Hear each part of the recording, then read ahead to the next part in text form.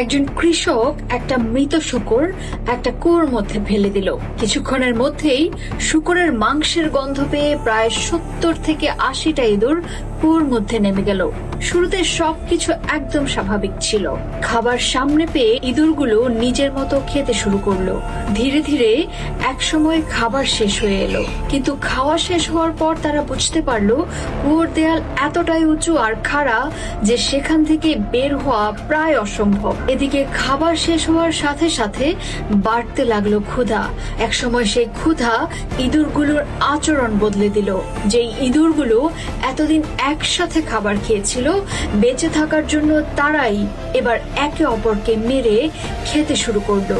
ধীরে ধীরে কমতে থাকলো তাদের সংখ্যা। শেষ পর্যন্ত বেঁচে রইল মাত্র একটি ইঁদুর। তার চোখও তখন ক্ষুধা আর হিংস্রতায় ভরা। হঠাৎ একদিন সেই কৃষক একটা দড়ি নামিয়ে ইঁদুরটাকে কুয়ো থেকে তুলে আনলো। তারপর তাকে আবার মাঠের মধ্যে ছেড়ে দিল।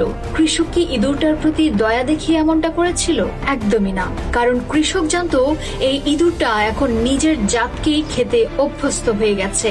এখন সে আর শস্য খুঁজবে না, বরং সুযোগ পেলেই মাঠের অন্য ইঁদুর শিকার করবে, আর এতে তার ফসল নষ্ট হবে না। আর এখানেই লুকিয়ে আছে ডিভাইড অ্যান্ড রুল, অর্থাৎ মানুষকে ভাগ করে একে অপরের বিরুদ্ধে দাঁড় করিয়ে দেওয়ার খেলা। আসলে আমাদের সমাজে যারা উপরে বসে পুরো খেলাটা নিয়ন্ত্রণ করে, তারা নিজেরা সাধারণত লড়াই করে না। তারা শুধু এমন একটা পরিস্থিতি তৈরি করে যেখানে নিচে থাকা মানুষগুলো একে অপরের সাথে লড়াই করতে থাকে, একে অপরকে দুর্বল করতে থাকে। আর যখন দুজন মানুষ নিজেদের মধ্যে লড়াই করে, সবচেয়ে বেশি লাভ হয় তৃতীয় ব্যক্তি অথবা সেই ব্যক্তির যে পুরো খেলাটা আড়াল থেকে নিয়ন্ত্রণ করছে। তাই জীবনে এমন পরিস্থিতিতে নিজেকে প্রশ্ন করুন, এই লড়াইটা শুরু করলো কে, আর সবচেয়ে বেশি লাভটা কার হচ্ছে? কারণ আপনি যদি খেলাটা বুঝতে না পারেন, তখন আপনিই হয়তো হয়ে যাবেন সেই কুয়োর ভেতরের ইঁদুর।